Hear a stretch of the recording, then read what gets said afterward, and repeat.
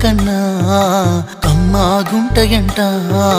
లేక లేక నేను ఫోను చేస్తే నువ్వు హల్లో అన్నవంటే బెల్లం బువ్వ కన్నా తీయగుంటదంట ఎన్నడూ నాడు ఫోను చేసి బాగున్నావన్నవంటే